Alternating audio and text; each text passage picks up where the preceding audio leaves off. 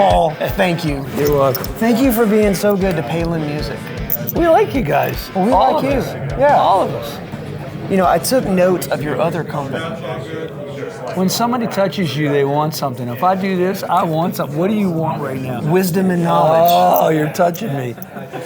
So, digital harmonic. What about it? I'm fascinated by that. And I'm fascinated by this idea about how deep the well goes in terms of frequency and everything else. But I guess where I wanted to start was... So let me give everybody... Yeah. My father was one of the people that got the radars to work in World War II, and I was his student. Mm-hmm. And we've built a whole bunch of algorithms about how to measure waveforms, how to measure videos, how to improve them, how to do all kinds of things mathematically, because I came from a math family. Huh. So that's what digital harmonic is for everybody. And is it right to say that the same math that is in the harmonic overtone series, like when we think about, like you strike a string and the relationship of that fundamental and all of those overtones, is that kind of the same sort of thing to it? Well, it's part of the math, so let me explain. Yeah. Okay. If I change frequency, I'm changing the note frequency. How many times my lips are vibrating together a second up and down, okay? If you're changing the harmonics, it's one note, and if I go, wow, it's all the same note, but I'm changing the amplitude of all the other notes. If something's vibrating at 100, it has a second harmonic at 200, then one at 300, then one at 400, which is why we need the low note on a piano. It's a low note, but you hear all this high end. Right. But on the high notes, you hit this high note, and you only hear just the note. You don't hear anything above it, right? Which is very interesting. So that's part of the math. The math is that it's not just the bass note. Otherwise, when you turn the tone control on the guitar, it wouldn't make any difference. But when you turn the tone control off, same note, just all the high harmonics are being thrown to ground. They're being thrown away. So it's part of the very beginnings of the math. Yes. Yeah, and that isn't special as far as that doesn't just exist on a guitar string. That's in everything. It's in my voice. I just did it with my mouth. Right. It's in nature. It's in all of creation. Yeah. By definition, if it's moving, it's alive. Yeah. So I'm going to ask you, and these may be some wild questions here, but I think about this stuff a lot. And if somebody from Tennessee thinks about this, that was funny over here. Never mind. I'm a Missouri boy now, but I claim states. I claim Tennessee. You can't do that. It's like changing football teams. You can do it with the proper paperwork. Talk to some folks. Anyway, but they teach you that at Palen Music. That's right. That's great. So if you take all the notes on any string, and you add them up, all the harmonic overtones, it makes a 9 chord, right? It's a dominant 7 family. I don't understand that math. Okay, so you get the third, you get the fifth, you get the flat 7, and then you get the 2. That's the harmonic values. Okay, if you add all the harmonics of an A note and add them all to the harmonics of an A sharp note, and then a B, and then a C, you're going to get a lot more than a 9 chord. So there's all these other harmonics that you can't squeeze out of a string. Now you're talking about playing guitar, and you were saying that the harmonic content was universal in your sister's sound of her voice, and you were saying it with the dog barking and all that stuff, right? So all of the notes are constant? No. Something is anything that vibrates, rotates or oscillates is making harmonics. In other words, it's not just a single tone. You have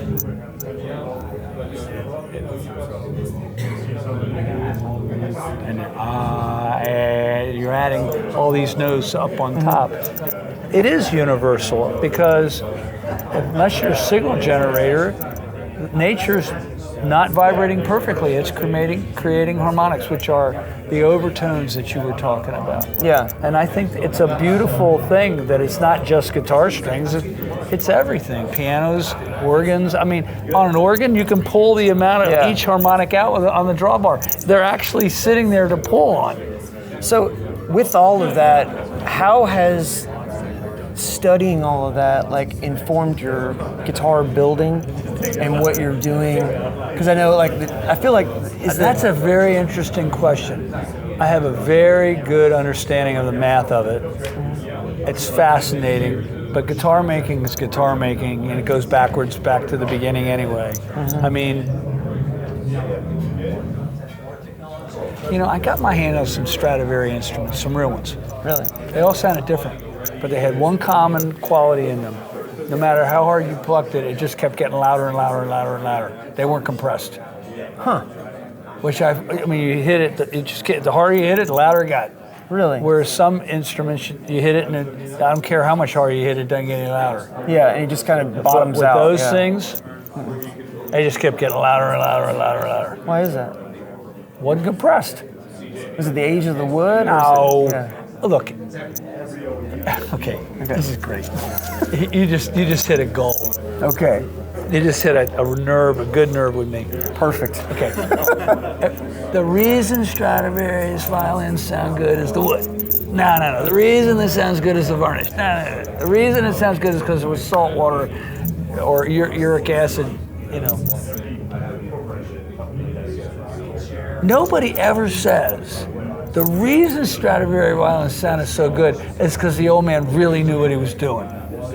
They blame it on some other factor. External thing, yeah. Oh, there was more fungus in his instruments, as if there was more fungus in his shop than the guy down the street.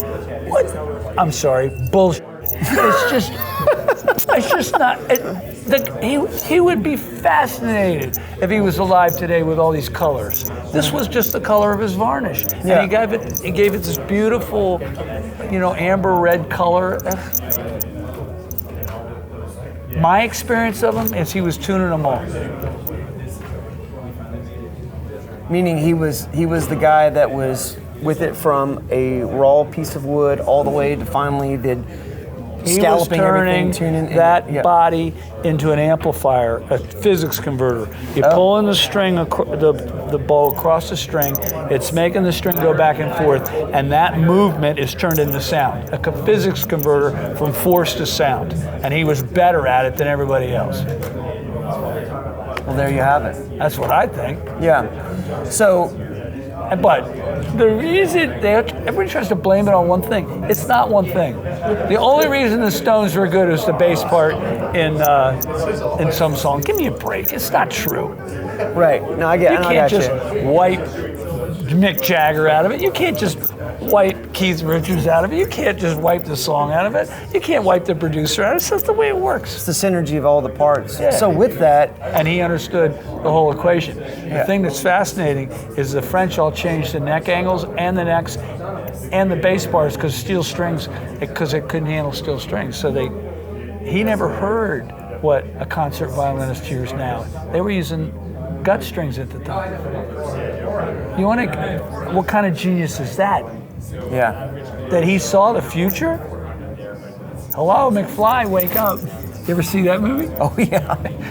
At the bar, McFly, Yeah, exactly. wake up. Exactly. Well, okay. So you're studying cytoacoustics. Yeah. And you're building guitars. Yeah. And you're hip to this, what Stradivarius did was he was just an incredible builder, and he built a great instrument, and it's endured. He's a genius. He was a genius. He was a genius. So, taking all of that, and you are a genius. Oh, stop. Yes, you are. Okay, by definition, pretty much no, but you don't know the definition. Well, a lot of folks feel that way. I Okay, feel that may very well be true, Yeah. but let's do this. Okay. The definition of brilliance is you make this huge leap, and you can tell, and somebody asks you about it, you can tell them how you came to the conclusion. The definition of genius is when you make a farther leap, and you can't explain how you did it. By definition, I can almost always tell you how I thought of it. It might have been quick, but I almost always can tell you. It just takes me way longer. Well, with that, I'm curious, with all of those things together, where are you going with all of this? In terms of what's the next big audacious goal for PRS? To finish this interview with Palen Music and do a good job. I think you're doing great. I'm just much more in the moment than you're giving me credit. I don't have a plan other than we know what we're going to do with the machine. I know what products we're going to release. I know that we're here seeing what NAMM is going to do this time. We don't know. In my world, I'm just trying to do what's the right next thing to do. And Yeah. if that means get up and go have breakfast, that's it. Well, amen to that. Do you think that you have this whole 432 thing? That there may be some, with the frequency of 432 being the tuning note, that there may be some element of molecular regeneration and healing that is inside of music. It's just something on the internet. I don't know much about it, but I'm curious if you've looked into that at all. I have. Yeah. What do you think about that? No, No? I don't think so. Yeah. I've been measuring cells, and that's not what the data that's pouring out of the machine says. So Is there a different frequency there that? there's thousands of them. Yeah. When you're talking, it's not one frequency. Right. And when you're mad, you're sort of, you're doing all kinds of other things. No, I don't buy it. Yeah, you know But what? it's not one frequency. It's a language. It's a incredibly complicated language. Just with the Stradivarius violin, it wasn't one thing. It was all of it all put together. And look, I'm not a violin maker. I'm an electric guitar maker, and we made a lot of acoustics, but we still make acoustics. But for me, it's about what is the experience of a player going to be? What is the experience when, look, a rock star can walk into Palen Music and he may pick up a PRS that I haven't spent a lot of time. I spent a lot of time on the design and making sure the production was right, but that particular instrument I hadn't touched. We better have done a good job, otherwise I could get waved off.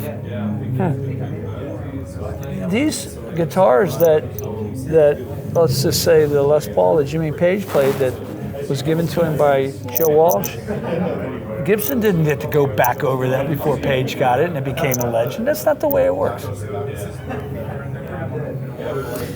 So I've got to do a good job on everyone. Yeah. Otherwise, it's not fair. Just to do a good job on the artist guitars, that's terrible. What are you excited about as far as moving forward with design and with just all of this study? And I guess I keep coming back to this because I'm just curious. Slowly, PRS is developing its own tone. Like there's a Strat tone, there's a Tele tone, there's a Les Paul tone. We're slowly developing our own tone. I'm excited about that. That's true. I'm excited about that we've survived. We survived the COVID thing. We survived, the fires out here. People whose houses survived, they're happy. For me, that's important. Look, I'm pretty simple in a way. If somebody goes to the top of Everest, the ones that go, I wish it would have been K2, I can't stand those people. If you're going to be in the middle of a fun game, say, that was a good day. That was fun. Yeah. Don't make, well, I wish it was. Sometimes things are just beautiful the way they are. If you go on a good sledding hill and you have time of your life, don't go, but back in '83 there was a better hill. Don't do that. It's not my way. We had a good day sledding today. Yeah, you got to be in the moment. You got to enjoy life. It's funny. We've been walking around here, and there's been several times Jordan, the guy behind the camera, I'll be like, "This is a good memory." Yeah, it's a good memory. Yeah, and this is a good memory. It's a good day. This is great. The last thing I'll say is that one of the things that I've just kind of been hearing a lot over the past few years, there's been a lot of people who have been using some kind of digital line direct thing to play their guitar through. And now there's a lot of guys saying, I'm just playing my guitar into an amp with the cable. Is that coming back? I hope so. I think it is. I I want to hope see what so. you thought about that. Yeah. I don't mind digital modelers. They're fine. I was involved in the whole Waves thing when they started doing digital plug-in for guitar amps. It seems fine to me. But there's something just organic about taking the guitar, plugging in an amp, and trying it. They had a big NAMM event. There was like 500 press people in the room. I took a Dragon out and plugged it into a Sanzera, made it sound beautiful. My talk was over. By the way, somebody came up to me today and told me that it was the best presentation all night. Because I wasn't, we have 73 new models, and I wasn't doing that. I was just trying to be real about old school plugging into an amp and trying it, which is what you're talking about. Yeah, and I feel like there is a equal and opposite reaction with as things like AI, and I'm not totally against AI, I'm just kind of suspicious about it. I feel like the equal and opposite reaction is also people are craving more authenticity, more real. In order to be authentic, you got to be vulnerable. In order to be vulnerable, you got to be willing to be like, hey, I don't have all this figured out, but I'm gonna play.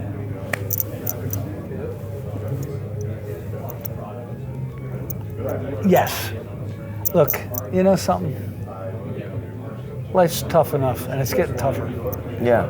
And some very complicated things going on in our world right now. A lot of war, a lot of the fires that were out here. And in my world, the only hope that my wife and I have and my kids is that we find some joy in the world. And you know, and I think that this whole thing is being so difficult is going to make us more empathetic as a human race. My hope is, instead of less empathetic, I hope we become more empathetic. So is Palen on a roll? You guys have a good year last year? You know, what's great about our company is that the people I work with are my friends. Oh, so you got really good people everywhere. That's been my experience of being there. And what's great about our company is when you work with your friends, even when you go through some valleys, you go through it together. Yeah. And to your point, if you look throughout history where there's been really tough times, there's also been some amazing music that has come out of that. You know, a lot of the music that we refer to as, you know, sort of the foundational golden age music of rock and roll, you look at what was happening at the time, and it was nothing that anyone would have been excited to sign up for, but it was. Are you kidding? Those were exciting times. Yeah, but they were exciting times. All that new music that was coming out. I mean, they listed the 100 best guitar players of all time, the guitar player ones, and they left Joni Mitchell out. I went nuts. She changed everything. Yeah. The person who writes the quintessential song about Woodstock, and she wasn't there. She was in a hotel room in New York. Well, they didn't ask me about the list. Did they ask you about the list? No, but I didn't like the list, but I guess maybe I shouldn't complain. Complaining is a magnet. Pleasure.